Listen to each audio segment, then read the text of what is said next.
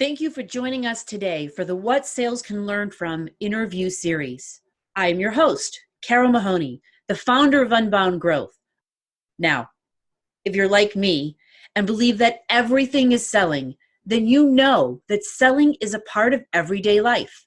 Whether you're in a traditional sales role, or if you're an entrepreneur who's trying to get investors or hire employees, or even if you're an employee who is trying to convince others of your ideas, abilities, and vision, we are all in sales. And if we're all in sales, we should be able to learn from each other. To truly learn, we need to look outside of our own world to get a different perspective on our own. That is why once a month, I will be talking with sales experts in other industries and professions and asking them to share with you how they've tackled tough challenges so that we can learn from their experiences and apply it to sales. Here we go. Howie Kra is an energetic, dynamic entrepreneur who's been inspiring people and driving revenues and providing sales leadership for nearly 30 years. Through his unique professional and personal experiences, including being hit by a bus, he motivates and inspires people to be resilient and overcome any challenge or obstacle life throws in their way. Howie, thank you for joining me today. Carole, it is my pleasure to be with you. Always love spending time with you. We have a lot of fun, and that's why I'm so excited for everyone else to listen in. I hope that they have as much fun as we're going to have. So all of these experiences, Wall Street, investing, being hit by a bus, tell me a little bit more about that. So I know you asked me about my Wall Street experience. I got to Wall Street and was able to work there during the 80s and 90s, primarily for Lehman Brothers and Morgan Stanley. It was an incredible time in our financial markets, as well as an incredible time for me to really hone in on my craft, which is selling. I was named the Chairman's Club producer every year that I worked on Wall Street, which represented the top 1% of all financial advisors in the industry. And in terms of the bus, I didn't just get hit by it, I got run over by it. Oh my. So that happened to me when, I was 13 years old. It was a crazy set of circumstances on a winter day in Brooklyn.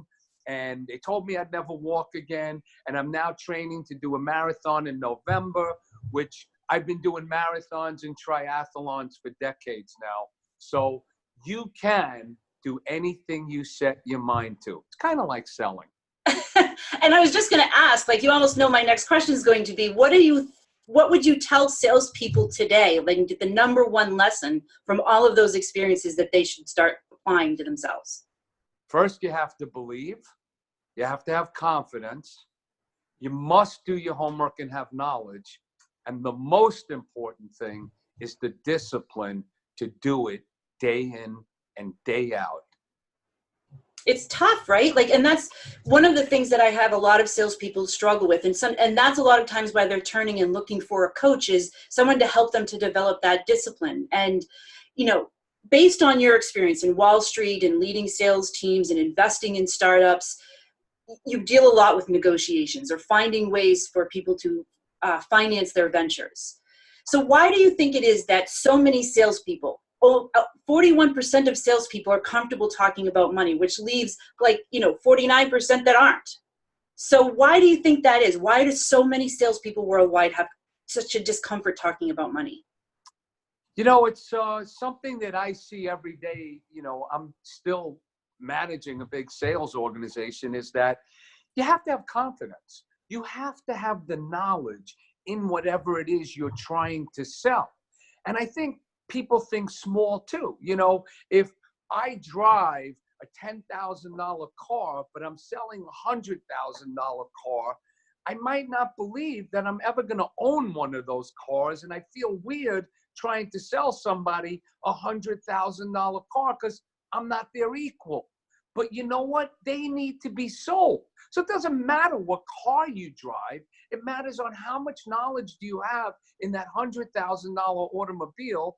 How great is that fit for that person? And then you present that opportunity to that person so that they're well informed. They were confident in your knowledge into that product, and it should be a sale. So a lot of times keywords need to be used too. I watch people beat around the bush. When they go to ask for an order, they go, I'd like you to pick up $100,000 worth of XYZ. What is pickup?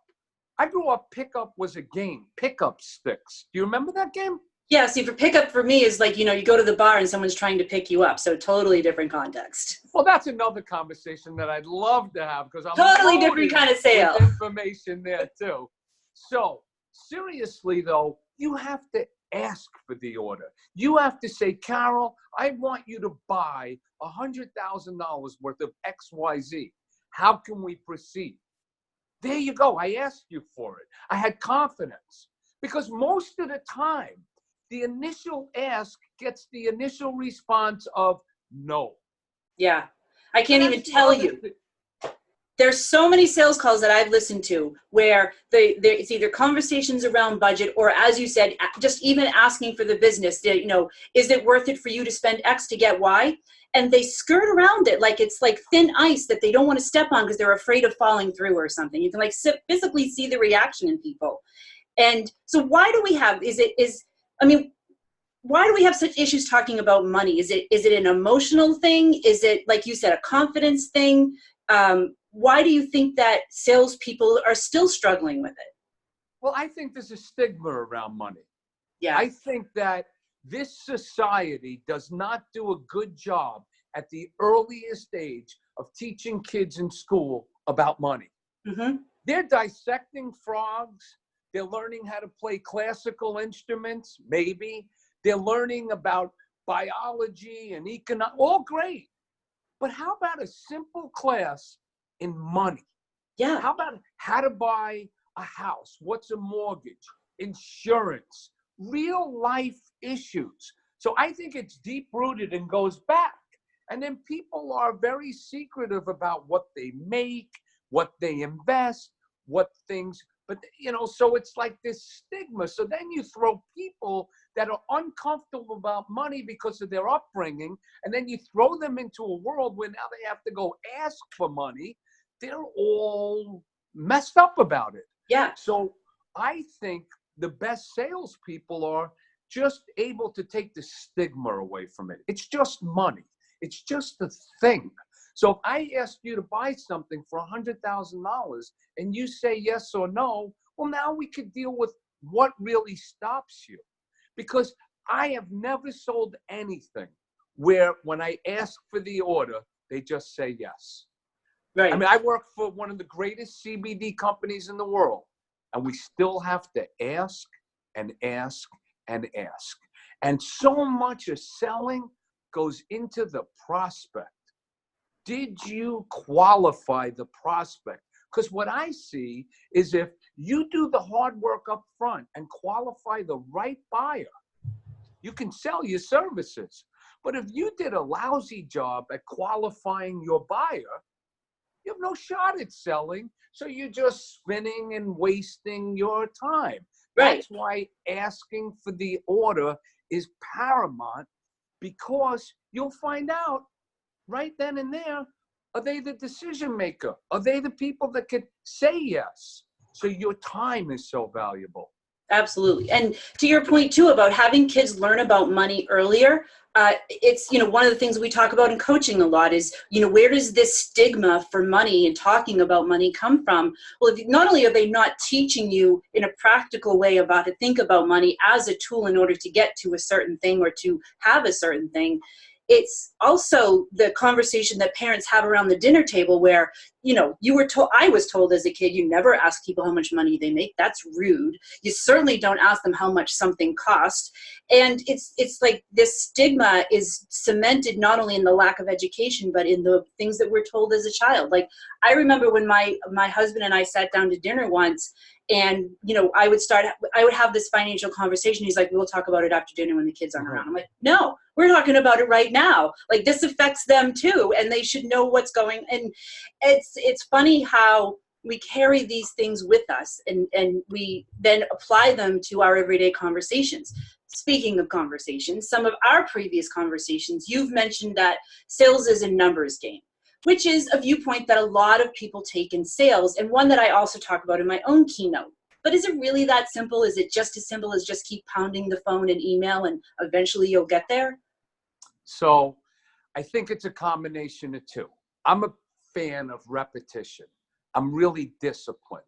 So when I say I'm going to do something, I do it. So what I tell the salespeople that I manage is, yes, you need to make a certain amount of outgoing calls every day. You need to spend a certain amount of time every day doing that. But at the same time, you're not a robot. You have to learn. You have to be knowledgeable. Really, sales to me is all about passion too.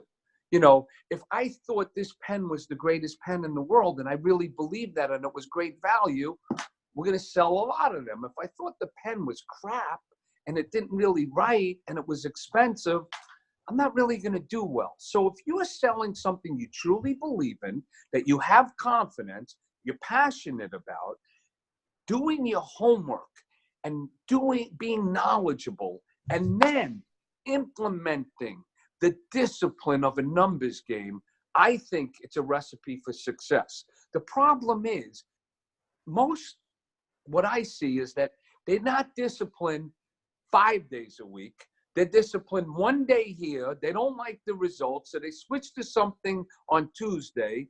They go back to a half a discipline on Wednesday. By Thursday, they're so fried because Monday wasn't great. Tuesday was different. No, what I see with the people that are really great, they were in here this morning at 7:30. They're doing the same thing they do every day. They're doing the preparation for their day. They're getting out who they're going to go after. They're managing their books of business, and they're disciplined in their approach. So, yes, it is a numbers game, but yes, you got to back it up with knowledge, confidence, and of course, passion. Absolutely. I say to salespeople all the time and remind myself too that all of this is one great big experiment, right? And like any experiment in a lab, if you don't have enough data in order to be able to look at a result, then you can't, like you said, you can't just do one day of prospecting and then decide it's not going to work anymore. You got to have a little bit more resiliency to that. You know, I manage teams of people and they all have the same database. They all get the same CRM, but the numbers are drastically different. And that's because some people just are so disciplined.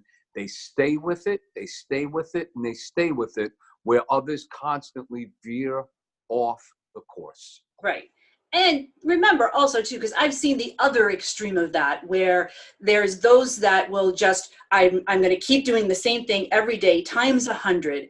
But they never actually stop to look at, am I doing the same thing over and over again and expecting a different result? Like, still have the discipline, but test the message, test the buyer, qualify them, and start talking about money earlier. There's things that you can test so that you can continuously improve, but that doesn't mean you just stop everything and start, well, I guess that didn't work, so now I'm going to go chase after the next great big shiny thing. It's not how it actually works. You know, I like to always give analogies back to, marathons, triathlons. There's a set way we train for those things. You could deviate, but in order to get to the finish line, you have to stick to a game plan. Sales is no different. You have a goal, you have an end game. You must have a game plan, and you must repeat, and repeat. But at the same time, use your common sense not to go after dead ends all day. Follow the leads that are going to lead you to make the sales. Yes, exactly.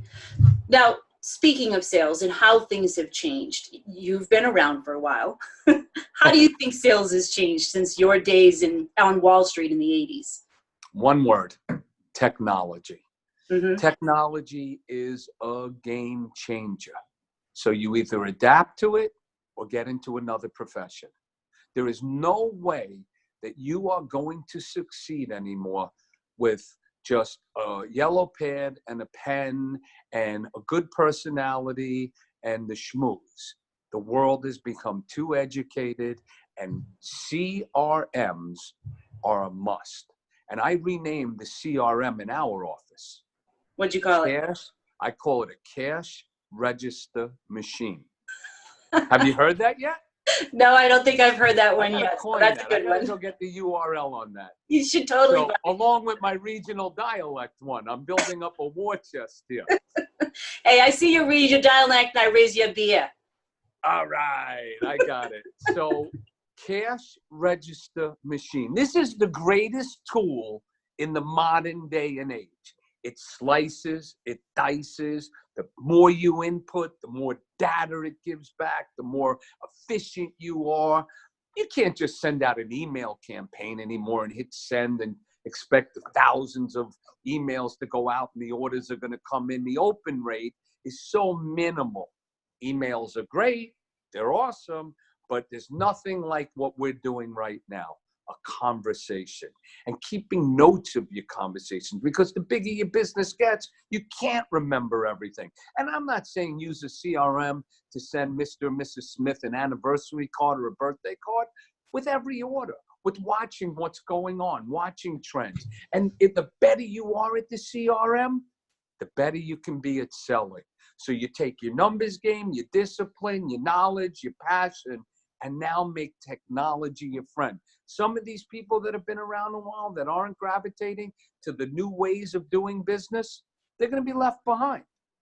Yeah, there's job elimination happening every single day.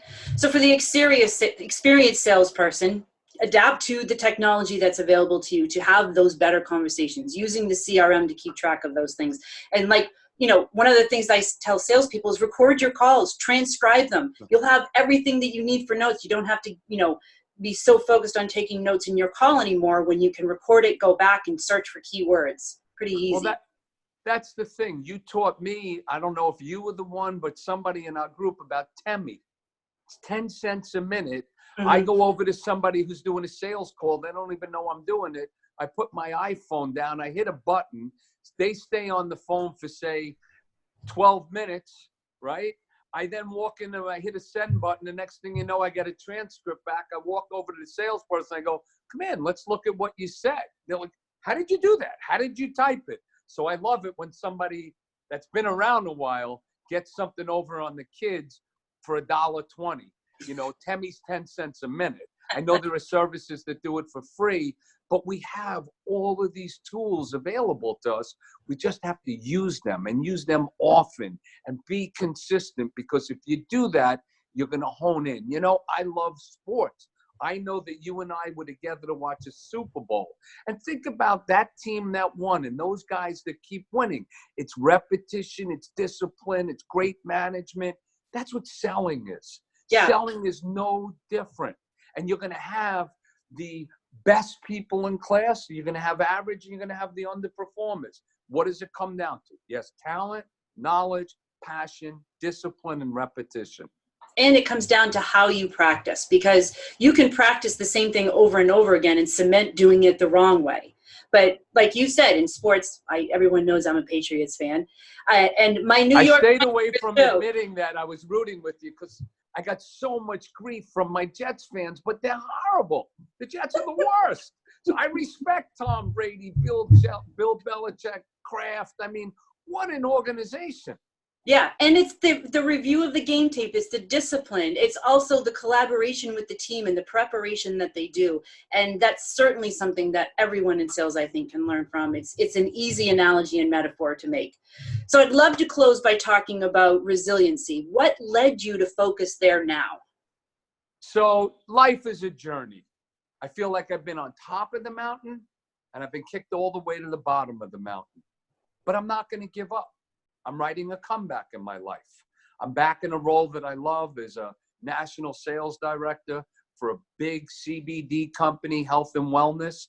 But at the same time, I'm working on my own brand, Howie Doing It. And How We Doing It is all about resiliency. You see, you could get run over by a bus and you can listen to doctors tell you you'll never walk again, or you could go run marathons and you could do triathlon. You could do anything you want to do within reason if you put your mind to it. So life has thrown me some unfortunate curveballs.